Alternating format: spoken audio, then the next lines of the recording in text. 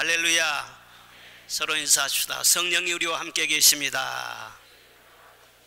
주님은 높고 위대하십니다. 모든 염려를 맡깁시다. 할렐루야. 이 시간 성령께서 여러분 한 분 한 분 다 만져주시고 치료하시고 회복시키시고 권능으로 덧입혀 주시기를 축복합니다. 따라합시다. 성령님은 상속의 영이십니다. 무슨 영이세요? 상속의 영이시다. 두 사람이 비행기를 탔는데 바로 옆자리에 있어서 서로 이제 얘기를 하게 되었습니다. 그런데 한쪽 사람이 은근히 자기 재산 자랑을 하는 거예요. 그런데 얘기를 들어보니까 아닌 게 아니라 재력이 상당한 사람이었어요. 그러자 옆 사람이 쭉 듣고 있다가 저도 아버지를 잘 만난 덕분에 누구 부럽지 않게 잘 살고 있습니다. 그래요? 그렇죠. 제 아버님은 엄청난 부자이십니다. 실은 재산이 너무나 많아서 계산할 수도 없어요. 이 비행기도 그렇고요, 이 세상 모든 재산이 우리 아버지 소유거든요. 그러자 그 부자가 재미있기도 하고 또 믿겨지지도 않고, 그래서 혹시 아버지의 이름이 어떻게 되십니까? 예, 하나님 아버지십니다. 제가 그분의 아들인 예수 그리스도와 함께 공동 상속자로 되어 있거든요. 그렇게 말을 하면서 예수 믿으라고 전도를 했다고 하는 그런 얘기가 있습니다. 우리 예수님도 가난한 목수의 집안에서 태어나셔서 공부도 못하셨고 달동네에서 목수로 30년 동안 그렇게 사셨지 않습니까? 육신의 부모로부터 받은 것은 가난밖에 없었어요. 그런데 예수님께서는 요한복음 6장 16절에 무릇 아버지께 있는 것은 다 내 것이라 그렇게 말씀하셨어요. 아버지께 있는 것은 다 내 것이라. 굉장한 부요의식이 있었어요. 요즘 아무리 열심히 일을 해도 뭐 집 한 채 사기 참 어렵고 정말 살기 팍팍하다고 하는 그런 젊은 사람들이 많잖아요. 그런데 아무리 흑수저니 뭐니 그렇게 해도 우리가 믿고 있는 하나님은 부유하시다는 것을 믿으시기를 바랍니다. 부유하신 하나님, 오늘 17절에 자녀이면 또한 상속자, 하나님의 상속자요 그렇게 말씀하셨어요. 하나님께서 우리를 자녀로 양자로 삼아주셨는데 이 양자라고 하는 것은 법적인 상속인을 말하는 것입니다. 아버지의 부가 얼마나 대단합니까? 무한대. 그 부와 영광과 그 놀라운 것을 다 우리가 상속받게 됐는데, 아니 그걸 모르고 말이죠, 늘 빈털터리처럼 가난뱅이처럼 그렇게 그냥 없다는 소리만 하고 살고 그러면은 그거 못 나눠드리지 않겠어요? 가끔 보면은요, 부모는 참 유능하고 부유하고 뭐 대단한데 그 아들이 시원찮아 가지고 재산도 제대로 지키지도 못하고 준 재산도 다 합의해버리고 뭐 그렇게 그냥 그 아버지만 못한 그런 아들들이 가끔 보면 있어요. 우리는 육신의 부모가 어떠든지 육신의 부모는 나를 낳아서 길러준 것으로 감사하고, 우리의 참 아버지는 하나님 아버지시다. 자녀의식, 부요의식, 승리의식, 우리는 하나님과 함께 하기 때문에 그런 의식으로 우리에게 충만해야 돼요. 그런데 우리들은 그걸 몰라요 잘. 그래서 성령이 우리에게 오셔서 늘 깨우쳐 주시는 것입니다. 성령이 함께 하셔서 너가 받을 재산 상속은 바로 이렇게 엄청난 것이다. 그리고 그 유업을 실제로 상속받아 누릴 수 있는 길로 인도해 주시는 분이 성령님이시라는 것입니다. 지금도 말씀으로 성령의 능력으로 여러분을 인도해 주시는데 성령 충만해서 다 그런 복을 누리시기를 주의 이름으로 축원합니다. 성령님은 어떻게 우리를 인도하시는가? 첫째로 소망을 품게 하십니다. 뭘 품게 하세요? 소망을 품게 하세요. 24절 다 같이 보겠습니다. 시작. 우리가 소망으로 구원을 얻었음에 보이는 소망이 소망이 아니니 보는 것을 누가 바라리요. 아멘. 하나님이 무엇을 우리에게 주실 때는 반드시 먼저 소망을 품게 하신다는 거예요. 그 소망이란 소원하고는 다릅니다. 소원은 뭘 말하느냐? 그냥 바라는 거예요. 희망사항을 말하는 거예요. 그런데 이 소원은 반드시 이루어진다는 보장이 없지 않습니까? 꿈이 없는 사람 누가 있어요? 소원이 없는 사람 누가 있어요? 다 바라는 것이 있잖아요. 그렇지만 그것이 이루어지지 않고 물거품이 될 때 그 좌절감이나 허무한 것은 대단한 거예요. 어렸을 때는 청운의 꿈을 품고 있었는데 실제로 30대 40대 현실에 부딪혀 보니까는요, 이게 물거품이거든요. 뜻대로 안 되거든요. 그 나이가 들면 들수록 좌절감이 큰 것이 모든 인간이 경험하는 것입니다. 그래서 소망이라고 하는 것은 그런 소원이 아니에요. 약속을 붙잡는 것인 걸 말하는 것입니다.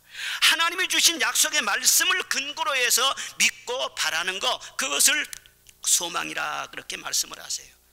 하나님은 우리를 사랑하시기 때문에 엄수표를 끊어주는 것처럼 먼저 우리에게 말씀을 주시는 것입니다. 성경 말씀에 많은 약속의 말씀이 있어요. 보배롭습니다, 정말.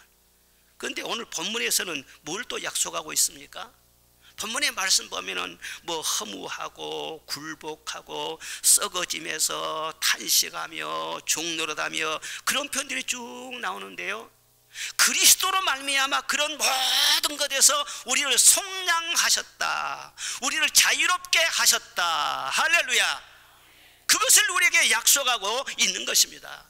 무슨 말씀이냐 그러면 원래 하나님이 창조하신 이 세계는 정말 하나님 보시기에 아름답고 참 좋은 세상이었어요. 어떤 고통도 불행도 저주도 없는 에덴에서 우리 조상 아담과 이브는요 행복하게 살았어요.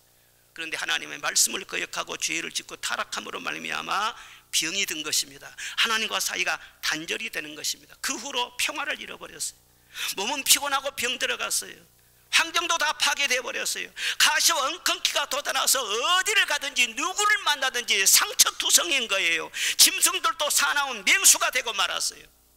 아름답고 평화로운 이 동산에 겨울 한파가 덮치는 것처럼 죄와 저주와 사망이 덮쳐버리는 것입니다. 그래서 영혼도 몸도 인간관계도 환경도 다 파괴되어 버렸어요. 그런 실상 속에서 모든 인간이 살아가는데 얼마나 힘이 듭니까? 더구나 인간은 타락한 후에 하나님의 자녀였는데도 불구하고 이제는 마귀의 자식으로 신분이 바뀌어져 버린 거예요. 요한복음 8장 44절에 보니까 마귀의 자식, 너희 아비 마귀라 그렇게 말씀했어요. 또 에베소인은 진노의 자식이다, 어둠의 자식이다, 그렇게 표현하고 있습니다. 마귀 자식이라고 하면은 기분 나쁘잖아요. 좋아할 사람 누가 있어요? 그런데 성경이 그렇게 말씀하세요. 하나님의 자녀가 아니면 마귀 자식이라는 거예요. 그러니까 마귀의 자식이면 마귀에 가지고 있는 것도 물려받겠죠. 여러분, 체질도요 유전이 있습니다. 그 아버지나 어머니요 그 체질, 그 성격, 그런 것을요 그 물려받은 것이 있어요.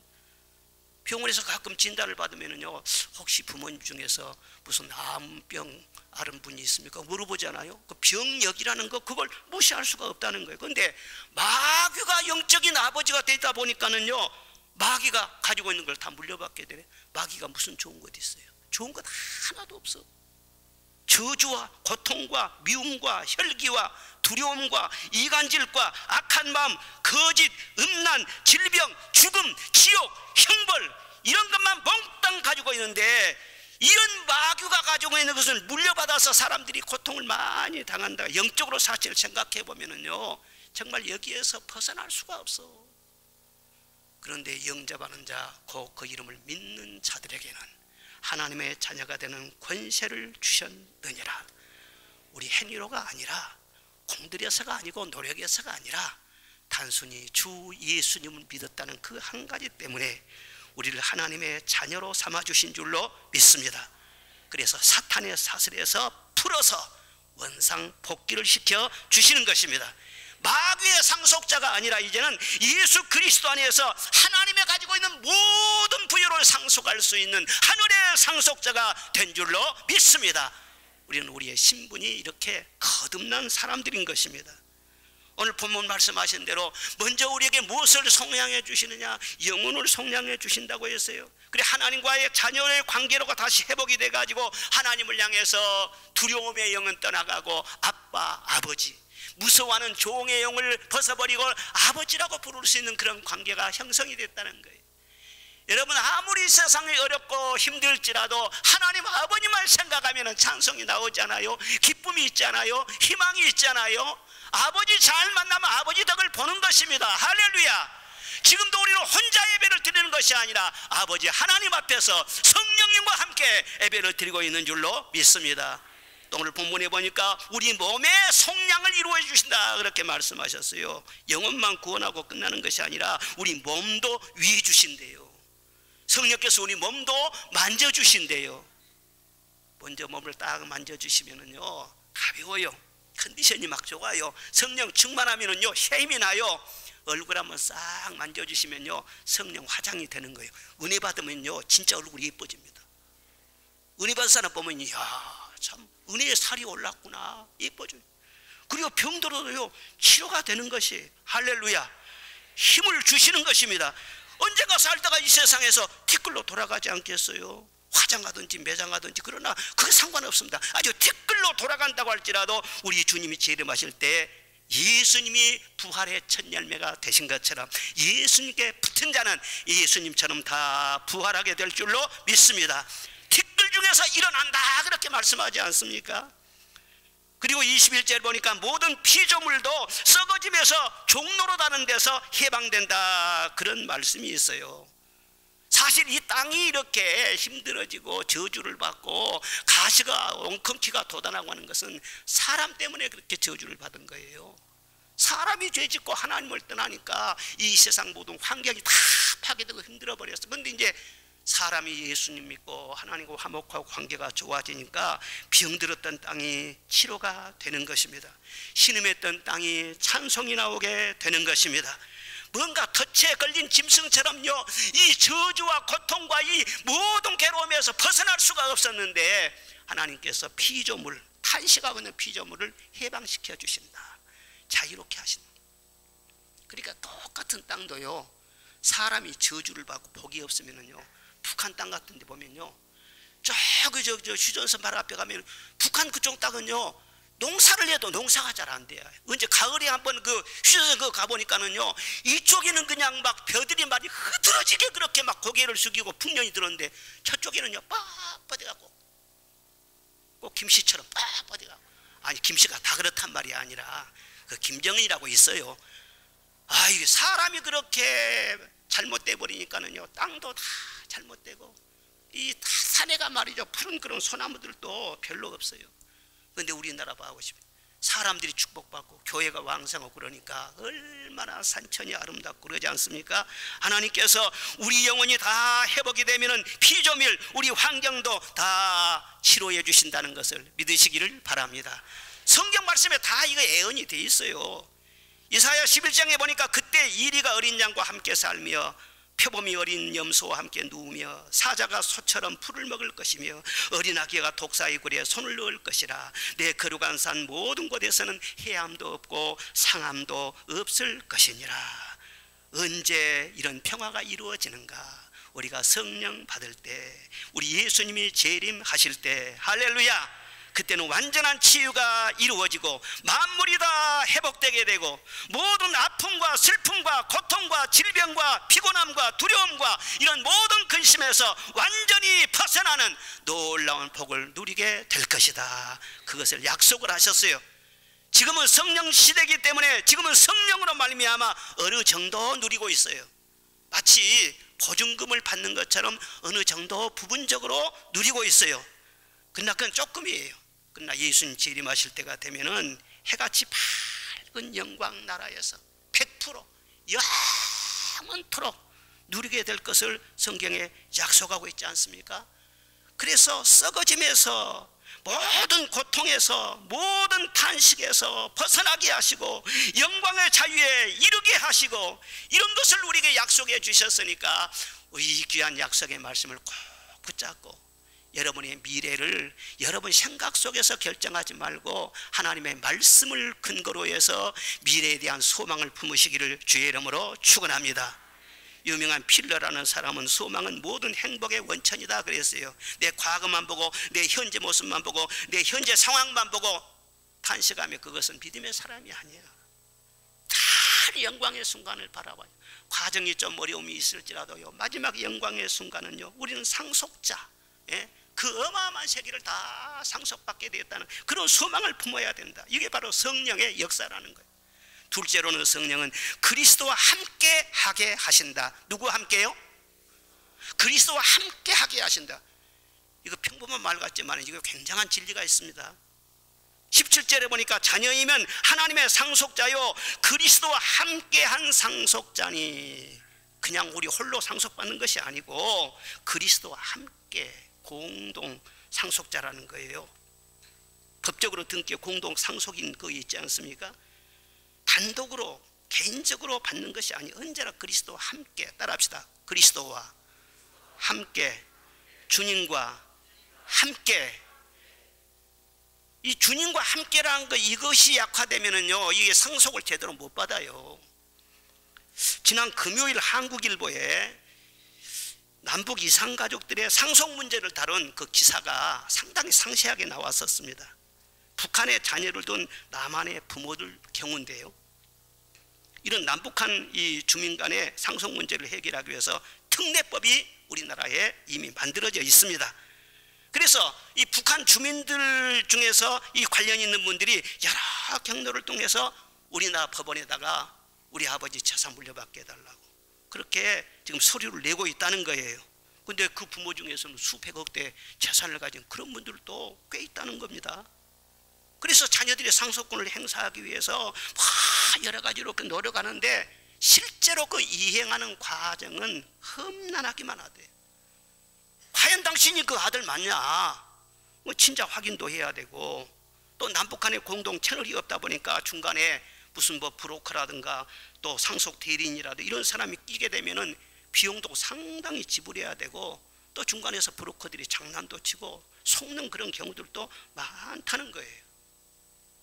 여러분, 우리도 조심해야 돼요. 잘 살게 하겠다, 영원히 잘 사는 길이 있다, 현재 살기가 힘드니까 미래를 파는 사람들이 꽤 있어요. 그런데 그 중에는 영적으로 사상적으로 브로커나 사기꾼들도 많다는 거예요. 아주 달콤한 말로 미래에 대한 뭘 약속하고 그러지만 진리에 비춰보면은 아니야, 그 속이는 거야. 그것은 오늘 분명히 말씀을 하셨어요. 그리스도와 함께라고. 그리스도와 함께하지 않고 그리스도를 떠나서 하는 어떤 미래의 찬란한 약속도 그것은 영적인 사기나 다름이 없습니다. 조심해야 할 영적인 것들, 그리고 잘못된 사상들, 우리가 이 세상에 살면서 그것을 분별을 할 줄 알아야 할 거 아니야. 첫째는 막연한 낙관주의를 조심해야 돼요. 요즘 사람들은요, 힘들고 그러니까 생각을 좋게 해, 긍정적으로 생각해, 뭐 좋은 일이 있겠지, 잘 되겠지, 이왕이면은 좋게 생각하며 살아야 좋지. 물론 그것도 도움이 돼요. 그러나 그것은 근거는 없어요. 지금부터 세탕 발림으로 지금 잠깐의 마음의 유한은 될지언정 미래에 대한 확실한 보장은 되질 않아요. 사람들이 되게 그렇게 말해요. 요즘 AI라든가 인공지능이라든가 이 비약적인 이 과학이 발달되는 걸 봐라. 앞으로 의학도 엄청나게 발달돼 가지고 웬만한 병은 다 고쳐낼 것이다. 100세 120세 장수하게 될 것이다. 그 편리한 그런 기계로 생활용품 만들어내면은 정말 환경도 유토피아 세계로 완전히 바뀌어지게 될 것이다. 그러면서 미래에 대한 꿈을 꿉니다. 저도 미래에 대한 꿈을 꿔요. 이번에 국토부에서 확정이 됐는데 우리 도초로 가는 다리가 마지막 다리 하나가 연결되도록 국토부에서 결정이 됐다니까 그것이. 그래서 이런 차 타고 고향 가겠다. 그렇게 미래에 대해서 나름대로 다 뭔가 기대하고 바라는 것이 있는 거예요. 그러나 사실은 미래 학자들부터 미래에 대해서는 비관론이 우세합니다. 영적으로 보면은 그리스도를 떠나서 하나님을 제껴놓고 바벨탑을 높게 높게 쌓아 올린다 할지라도 하늘에 계신 하나님이 보고 웃으시는 거예요. 하나님을 대적하는 걸 보고 웃으시는 거예요. 함부로 이 세상이 그러니까 얼싸들싸해서 부안해동하고, 그게 바로 영적인 사람이 아니라는 거예요. 진리를 붙잡아야지. 그리고 종교적인 내세관도 분별하고 경계를 해야 됩니다. 불교라든가 이슬람이라든가 이단들도 다 나름대로 내세가 있어요. 여호와 증인 같은 데는요 아예 지옥이 없다는 거예요. 이 지상에 왕국이 건설된다는 그런 이단이에요. 그리고 이슬람 내세관, 이걸 제가 쭉 한번 들여다보니까는요 참 이슬람 내세관은 굉장히 아주 리얼해요. 그리고 아주 실제적이고 흥미롭기도 해요. 이슬람에서 누가 천국 가느냐, 천국 가는 사람 절대 아무나 못 가요. 첫째로는 알라에게 택함을 받은 사람이, 그런데 택함을 받았는가 안 받았는가는 그때 가봐야 한다는 거예요. 둘째는 무엇이냐, 선을 많이 행하는 사람, 저울을 딱 이렇게 해가지고는요 선이 훨씬 더 많은 사람, 그 사람이 천국 가고, 세 번째는 메카 성지를 순례하는 순례자, 그리고 알라를 위해 싸우다 죽은 순교자, 그런 사람이 천국에 들어간다는 거예요. 그러니까 옛날부터 천국에 가기 위해서 메카로 이슬람 교도들이 막 그렇게 몰리지 않습니까? 그리고 순교하면은요 바로 천국에 올라간다고 하니까 포교하기 위해서 전쟁을 일으키고 자살 폭탄 테러를 하고 그러지 않아요? 그 사람들은요 참 무섭더라고요. 알라를 위해 싸우다 죽으면은요 남자들을 한 번도 경험해 보지 못한 72명의 미녀들이 천국에서 기다리고 있대요. 그것을 마호메트가 직접 얘기를 했어요. 그러니까 그 제자가 말이죠, 그렇습니까? 그런데 저는 우리 아내 하나도 제가 감당하기가 힘들고 체력이 약한데 어떻게 72명이나 제가 상대할 수 있습니까? 그러니까 그런 소리 하지 말아라. 천국 가면 정력이 100배나 더 좋아진다 그래. 길과 진리를 모르니까 이렇게 영혼들이 불쌍한 것을 붙잡고 사는 거예요. 그것이 진리인 줄 알고 불 속에 뛰어들고, 폭탄 치고 막 뛰어들고 그렇지 않습니까? 종교란 것은 무서운 겁니다. 그리고 사상가들의 미래관도 경계를 해야 되는 것입니다. 지금 이 세대는 전 세계에 참 세상 살기가 힘든 것은 뭐냐? 빈부 차이 때문에 힘든 것이다. 그러니까 분배를 통해서 빈부 차이가 없는 평등한 사회를 만들어 놓으면 지상낙원이 된다는 거예요. 이런 사상이 팽배하게 퍼져 있습니다. 그런 이데올로기로 지상낙원을 만들 수 있다고 하는 그게 바로 마르크스 공산주의 아니겠어요? 그런데 공산주의가 그런 사상으로 몰고 가다가 소련도 동구 유럽도 완전히 폭망하고 말았어요. 완전히 망해버렸어요. 그런데도 그 마르크스 사상은 죽지 않았습니다. 과거에는 혁명으로 폭력으로 하다가 망했지만은 이제는 인권이란 이름으로, 분배라고 하는 이름으로 공평한 사회를 만들어야 된다고 그렇게 떠드는 것입니다. 그래서 진리편으로 볼 때는요 그걸 자꾸 너무 지나치게 강조한 것은 선동과 회유예요. 그런데 그런 말이 사람들에게는 달콤하게 먹혀 들어간다는 것입니다. 이게 다 속고 속는 것이거든요. 그래서 사람들이 그쪽으로 확 기울어집니다. 어느 정도로 해야지 그쪽으로 너무 기울어져 버리면은요 그 결과는 음직할 겁니다. 그런 것들을 세계적으로 보고 있지 않습니까? 어제 국민일보에 따끔한 그런 칼럼이 하나 실렸어요. 우리가 분별을 위해서 제가 조금 소개를 해드리려고 합니다. 제목이 무엇이냐 그러면은요 악하고 게으른 종이 되라는 정부, 그런 제목이에요. 거기 내용에 보면 성경에는 일하기 싫거든 먹지도 말라 했고, 달란트 비유를 통해서 열심히 일해서 배나 남긴 종들을 착하고 충성된 종이라 칭찬했고, 땅에 묻어준 종은 악하고 게으른 종이라고 책망했는데, 국가가 국민들로 하여금 의욕을 가지고 일해서 잘 살 수 있는 제도와 틀을 만들어 줘야지 공짜를 좋아하는 나라로 만들어가면 안 된다, 그렇게 질타하는 내용입니다. 여러분도 한번 읽어보세요.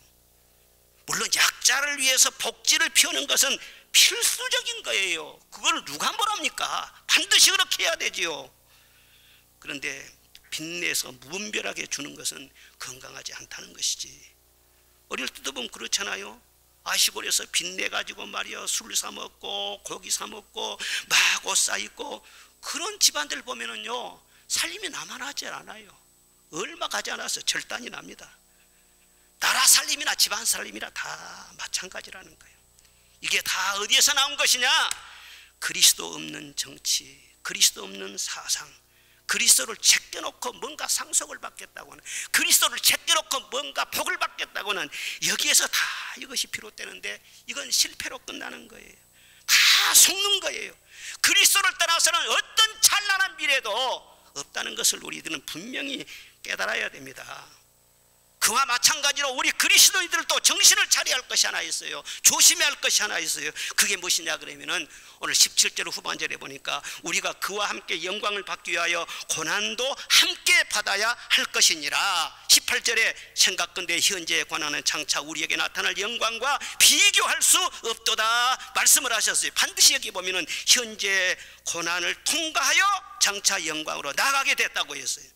그러니까 고난과 영광은 짝을 이루고 있다는 거예요. 그런데 그리스도인이 고난은 피하려고 하고 영광만 바란다? 그것은 절름발이 신앙이에요. 그릇된 신앙이라는 거예요. 그것은 자기 스스로 속아 넘어가는 거라는 거예요. 사실 현대 그리스도인들 중에서 많은 사람들이 말로는 십자가 그럽니다. 그러나 실제로는 쉽게 믿고 쉽게 천국 가려고 하는 안일주의가 많이 퍼져 있지 않습니까? 예수 믿어도 내가 조금 부담되고 조금 힘든 것은요, no, 그러지 않습니까? 십자가는 주님이 지셨는데 나는 평안하게 살아야지. 그러나 성경은 십자가를 떠나서 부활을 말한 적이 없어요. 피 흘린 희생이 없이 영생을 말한 적이 없습니다.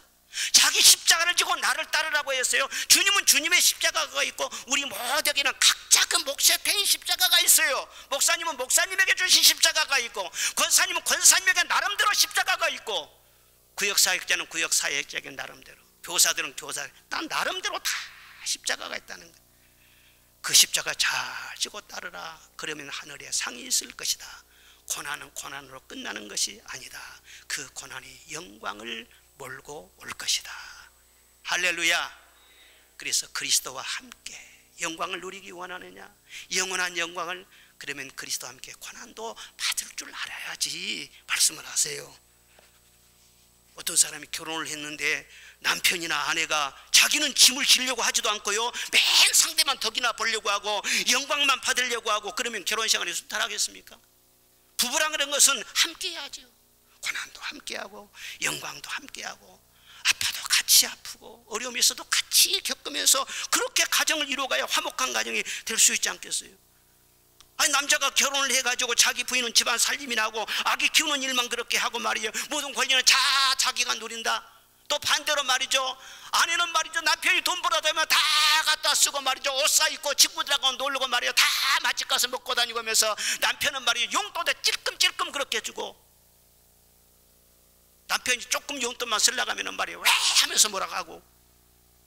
그럼 그것이 건강하냐 그 말이에요. 그건 정상적인 부부관계라고 할 수가 없지. 주종관계지요. 마찬가지로 주님과 함께 고난을 받아야 주님과 함께 영광도 누린다. 그걸 우리가 잘 깨달아요. 그런데 내가 받는 고난과 앞으로 받을 영광을 이렇게 저울질을 해보면은, 현재 받는 고난은 장차 받을 영광과 그전 성경에 보면은 촉히 비교할 수 없도다, 그렇게 말씀을 하세요. 태평양에 잉크 한 방울 떨어뜨린 것과 같다는 거예요. 우리가 겪는 고난은 잉크 한 방울이라고 한다 할 것 같으면 앞으로 받을 영광은 태평양과 같이 어마어마한 거예요. 상상할 수 없는 영원한 영광. 이 세상에서 고생했다는 것은 까마득하게 잊어버리고 영원히 영광을 받게 된다는 거예요. 그것을 깨달을 수 있도록 성령께서 알게 하여 주시는 거예요. 그래서 성령 충만한 사람은 누리는 것만 좋아하는 것이 아니라 주를 위해서 고난을 받고 십자가를 지고 주님 따라가는 것을 오히려 기쁨으로 여기는 거예요. 왜? 의미를 알기 때문에 그래요.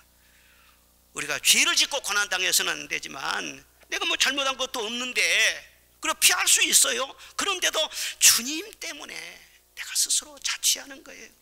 그런 고난이라 할 것 같으면 반드시 그 다음에는 영광과 하늘의 상이 있다. 이것을 절대로 잊어서는 안 돼요. 성경 말씀 보면 하나님께서 우리에게 약속하신 면류관이 여러 가지입니다. 기쁨의 면류관, 의의 면류관, 영광의 면류관, 생명의 면류관, 영원히 썩지 아니할 면류관, 이런 면류관을 예비하셨는데 이건 누구에게 줄게요? 다 주를 위해서 십자가 지고 주와 함께 고난을 당하는 자에게 상으로 주려고 다 준비한 것 아니겠습니까? 요즘은 박해 시대가 아니기 때문에 주님 때문에 딱히 고난받을 것도 사실은 없어요. 그냥 주님 때문에 뭐 재산 몰수를 당한다든가, 누구한테 욕을 먹는다든가, 멱살을 잡힌다든가, 어디 끌려가서 고문당한다든가, 그런 것도 없어요. 우리는 정말 평화로운 시대에 살고 있습니다. 우리 믿음의 선배들이 고생을 많이 했죠. 우리는 너무너무 좋은 시대에 우리가 살고 있는 거예요. 그러나 아무리 이렇게 평화로운 시대일지라도 사실은요, 나름대로 져야 할 십자가가 있는 것입니다. 주님 때문에 참아야 하고, 주님 때문에 할 말 못하고, 또 주님 때문에 양보도 해야 되고, 손해도 볼 수 있어야 되고, 그런 일이 바로 십자가예요. 지금 이 시대는요, 참는 거 못 참습니다. 뭐 부당하게 대우를 받고 뭐 손해보고 그런 것은 아예 허용하지 않는 시대입니다. 얼마나 사람들이 똑똑합니까? 자기 방어에 철저합니다. 누가 뭐라고 해보세요. 당장에 댓글 달고 욕합니다. 변명합니다. 맞서 싸웁니다. 그런데 주님을 믿기 때문에요, 주님의 영광 가리울까 봐서 그렇게 함부로 못하는 거예요. 주님이 할 말 못해가지고 말을 안 하시겠어요? 말 한마디 하면 모든 입들을 다 자꾸로 채부를 수가 있어요. 그런데도 이사야 말씀 보면 털 깎는 자 앞에서 잠잠한 양과 같이 그 많은 비난과 그 많은 공격을 당하시면서도 1절 말이 없으셨던 주님, 그와 같이 나도 할 말 할 수 있어요. 뭐 얼마든지 할 수가 있어요. 그런데 주님 때문에 내가 이렇게 해서 교회를 위하는 길이라면, 내가 그렇게 참아서 한 영혼을 살리는 길이라면 내가 참겠습니다. 묵묵하게 감수하는, 이것이 바로 십자가가 아니겠어요? 사실 우리는 다 고난 없는 참 평안만을 원하지만은 성령께서는 그런 길로만 우리를 인도하지 않습니다. 왜? 영원한 영광에 이룰 수 있도록 때로는 기쁨으로 고난도 감당하게 하시고, 그런 길을 감으로써 그 가운데서 하나님이 기뻐하시는 그 기쁨으로 나에게 기쁨이 되도록 그렇게 인도하시는 분인 것을 믿으시기를 바랍니다. 이사야 53장에 말씀하셨어요. 그가 찔림은 우리의 허물 때문이요, 그가 상함은 우리의 죄악 때문이라. 그가 징계를 받음으로 우리는 평화를 누리고 그가 채찍에 맞음으로 우리는 나음을 입었도다. 왜 메시아께서 이런 수모를 감수해야 하셨는가? 여기 보면은 우리를 위해서, 우리를 위해서, 우리를 위해서 4번이나 나오지 않습니까? 다른 사람을 살리기 위해서, 저 사람 치료를 위해서, 저 사람을 구원하기 위해서 내가 다 감수하겠다는 거, 이게 바로 십자가예요. 주님 때문에. 어떤 사람은 그래요. 주님 때문에 주먹이 운다. 주님만 아니면 한 방 쳐버리면 날아가는데, 그전에 김익도 목사님, 선천의 유명한 깡패, 그 깡패가 한 주먹감도 안 되는데 와서 막 형님 하면서 말이죠, 막 들이받고 말이죠, 욕하고 그러니까 이 주먹이 내가 온다. 예수님만 아니면 너 날아갔다. 여러분도 그렇죠? 주님만 아니면 이번 추석 때 한번 내가 보자. 주님 때문에 내가 그렇게 할 수가 없어. 여러분, 상속을 받으려면요, 상속세라는 게 있어요.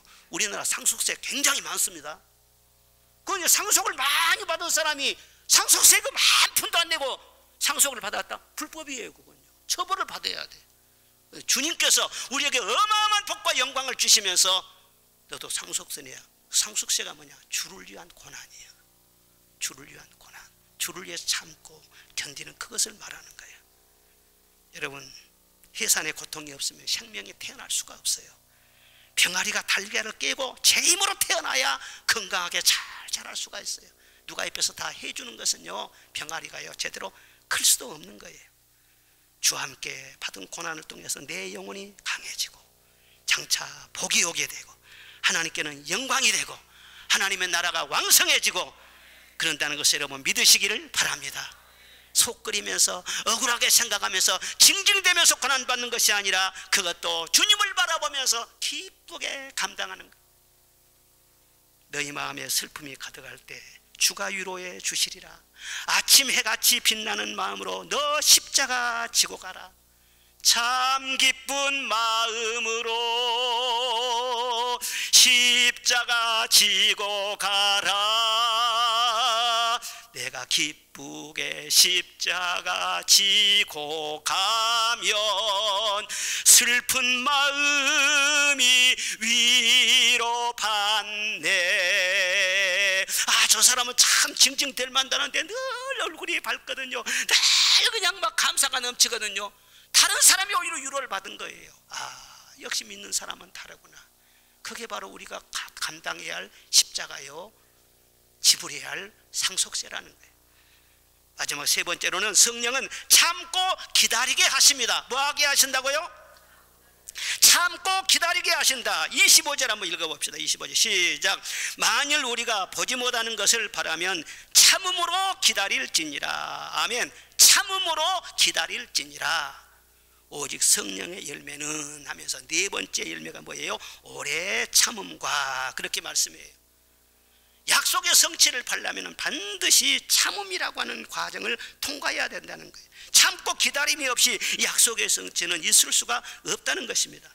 약속의 말씀을 누가 더 잘 붙잡고 참고 잘 기다리냐, 거기에 따라서 결과가 판하게 나온다는 것을 알아야 됩니다. 고난은 그리스도를 위해서 스스로 자취하는 것이다, 내가 스스로 선택하는 것이라 말한다면, 여기서 참고 기다리는 것은요, 이건 피할 수 없는 환란이에요. 내 선택이 아니라 이거 어찌할 수가 없어. 어쩔 수 없이 그것을 기다려야 돼. 그것을 참고 기다림이라, 그렇게 말을 하는 것입니다. 아브라함이 그런 면에 있어서 우리에게 모범을 보여주셨어요. 히브리서 6장 13절에 보니까 하나님이 아브라함에게 이르시되 내가 반드시 너에게 복주고 복주며 너를 번성하게 하고 번성하게 하리라 하셨더니 그가 이같이 오래 참아 약속을 받았느니라 말씀을 하셨어요. 아브라함이 얼마나 오래 참으셨느냐. 75세에 부름받아 가지고 175살에 세상을 떠났으니까 100년 동안을 참은 거예요. 100년 동안을 참고 기다려서 어마어마한 약속을 받았지 않느냐. 아브라함이 어떻게 하면서 참았습니까? 늘 가만히 세월만 그냥 쳐다보고 가기를 기다린 것이 아니었어요. 늘 기도했어요. 기도하며 참았어요. 예배드리며 참았어요. 말씀을 늘 생각하면서 참았어요. 늘 바라보니까는 하나님께서 때로는 환상을 보여주시고 음성도 들려주시고, 그래서 멀리 내다보시면서 반드시 하나님은 약속을 이루어 주실 줄 믿습니다. 그래서 참고 기다렸더니 그 약속을 다 받았고 믿음의 조상이 되었지 않느냐. 우리를 또 어떤 어려움이 있을지라도 묵묵히 자기 자리를 잘 지키고 자기 할 일을 잘 감당하며 성실의 예배의 삶을 살아가며 성령의 인도를 따라서 하나님과 동행하며 나아갈 때 마침내 아브라함의 복을 받게 된다는 것을 믿으시기를 바랍니다. 할렐루야. 이번에 어떤 글을 보니까는요, 인삼과 산삼의 차이에 대해서 써놓은 글을 제가 봤어요. 근데 인삼과 산삼의 차이는 무엇이냐? 씨는 같대요. 그런데 산에 뿌려져서 뿌리를 내리고 자라면 산삼이 되고 밭에 뿌려져서 사람이 재배하면 인삼이 된다는 거예요. 그 인삼 재배 여러분 대강 아시지 않습니까? 아주 자라기 좋은 그런 적지에다가 온도와 습도를 잘 맞춰요. 그리고 함부로 이렇게 눈이라든가 그런 것도 오지 않도록 다 이렇게 위를 가려줍니다. 예? 이게 그늘로 가려줘요. 그렇게 잘 하면은요, 수명이 한 6년쯤 가요.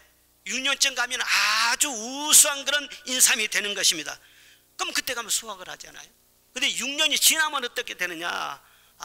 속에서 썩어버린다는 거예요. 그러니까 반드시 6년 전에 수확을 해야 돼. 그런데 산삼은 어떻습니까? 산삼은 어디가 부러졌는지도 몰라요. 사람 눈에 띄지도 않아요. 어떻게 자라는지도 몰라요. 사계절의 모든 계절의 변화를요 전부 다 온몸으로 버텨나가야 돼요. 그런데 그렇게 자란 이 산삼은요 6년이 지나도요 썩지를 않아요. 수십 년, 수백 년을 가도 계속 자라나는 거예요. 자라나는 것도 조금씩 자라나는 거예요. 그런데 그렇게 자라나는 과정 속에서 인삼에게 없는 40여 가지의 유익한 성분이 생겨난다는 것입니다. 신기하잖아요. 똑같은 씨인데도. 그래서 아무리 영농 과학기술이 발달한 지금 이 세상도 인삼을 산삼처럼 길러내는 방법을 연구를 많이 하는데 그런 방법은 아직까지 발견되지 못하고 있다는 거예요. 우리가 신앙생활 하는 것도 꼭 그와 같습니다. 딱 틀에 맞춰서 그렇게 신앙생활한 것이 아닙니다. 하나님께서 여러분 한 사람 한 사람을 개인적으로 인도하시고 개인적으로 다 관리하십니다. 어떤 어려운 그런 환경에 여러분을 떨쳐놓은 것 같아도요 거기에서 인내하며 버티면서 주님만을 바라보며 묵묵하게 잘 자리를 지키면서 나아갈 때 하나님께서 여러분 한 사람 한 사람을 산삼같이 가치 있고 귀한 믿음의 사람으로 자라게 하신다는 것을 믿으시기를 바랍니다. 하나님이 길러주시는 것입니다. 지난 14일에 별세하신 우리 조영기 목사님, 참 한국 교회장으로 그렇게 치렀는데 사실은 한국 교회 전체가 이번에 말이죠 상을 당한 거예요. 한국 교회장이니까. 참 저도 참 마음이 여러 가지 만감이 교차했습니다. 조영기 목사님은 잘 아다시피 주의 종으로서는요 그 세상 누구와도 비교할 수 없는 영광과 축복을 누리신 분 아닙니까? 그러나 사실 그의 일생은요 정말 참고 견디는 일생이었어요. 그 영광이 거저 온 것이 아니란 말이에요. 고등학교 2학년 때 폐결핵 상기로 6개월 선고를 받았다는 거예요. 시한부 인생이었어요. 나는 이제로 끝나는구나, 그렇게 죽음의 사실을 기정으로 받아들였다는 거예요. 그런데 그 누나 친구가 성경을 전해주면서 성경을 읽으라고 예수님을 소개를 해주는 것입니다. 그리고 그 후로 우연히 부산역에서 천막 붕괴가 열렸는데 거기에 밤에 금식 기도를 하면서 참석을 하게 됐다는 거예요. 그런데 밤에 기도하고 거기서 다른 사람을 따라서 같이 그렇게 하는데 기도하는 도중에 환상 중에 주님이 나타나신 거예요. 내가 너의 폐병을 고쳐줄 테니 평생 내 종이 되겠느냐 말씀을 하시니까 폐병 고쳐준다고 하니까는요 얼마나 감사해요. 그래서 그 환상 중에 예수님 다리를 꽉 붙들었다는 거예요. 그 후로 폐병이 완치되었고 주의 종의 길을 가기로 결심하고 20살 때 신학교에 들어갑니다. 근데 신학교에 들어간 다음에도 급성 폐렴으로 사경을 헤맬 때가 있었고요. 군에 입대를 했지만 장질환으로 대수술을 받아야 했어요. 그래서 8개월 만에 의병 제대를 하게 됩니다. 교회를 개척해 가지고 목회를 하는데 교회는 계속 부흥되어요. 그런데도 위기가 계속 찾아오는 거예요.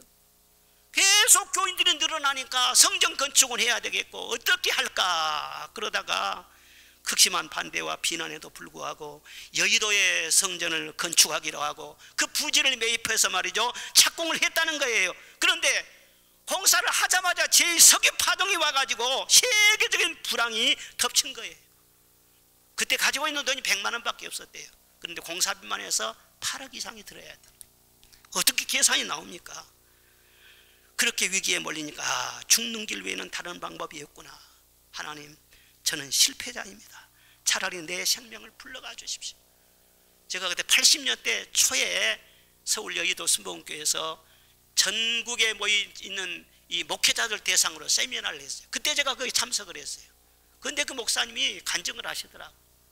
얼마나 힘들었는지 그냥 철골에 그냥 빗물이 뚝뚝 떨어지는 그곳에서 저녁에 철야 기도를 하고 그랬는데 하나님, 차라리 이 성전이 무너져서 여기가 내 무덤이 되게 해주십시오.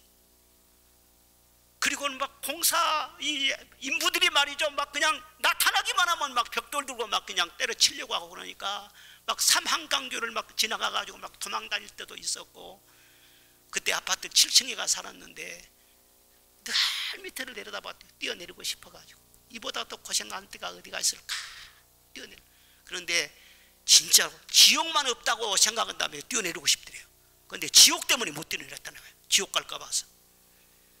그런데 그렇게 어려움 견디면서 그 지하에서 완공되지 못한 그 철골 밑에서 기도하다가 주님의 음성을 듣게 됩니다. 참고 견디어라. 내가 어떻게 이 일을 마무리하는지 너는 볼게 될 것이라. 그런 음성이 들린 거예요. 그래서 주님이 도와주실란가 보다. 그리고 성도들과 함께 목숨 걸고 기도해서 역경을 다 이겨내고 큰 부흥을 이루었다. 여러분, 주의 종은 주의 종으로서 감당해야 할 십자가가 있어요. 감당해야 할 그런 고난과 견디어야 할 짐이 있는 거예요. 여러분 한 사람도 다 마찬가지예요. 여러분 아무리 힘들고 어려울지라도 사명의 자리를 잘 지키시기를 바랍니다. 가정을 잘 지키시고 일터를 잘 지키시고 교회에서 맡겨주신 귀한 사명을 충성되게 잘 감당하시기를 주의 이름으로 축복합니다. 그냥 하루하루를 보낸 것이 아닙니다. 말씀 붙잡고 살아야 됩니다. 기도하면서 살아야 됩니다. 찬송하며 예배드리며 영광의 그날을 바라보면서 살아가시기를 바랍니다. 그러면 성령께서 힘들게 살지 않게 해주시고 기쁨으로 그 길을 가게 하시는 거예요.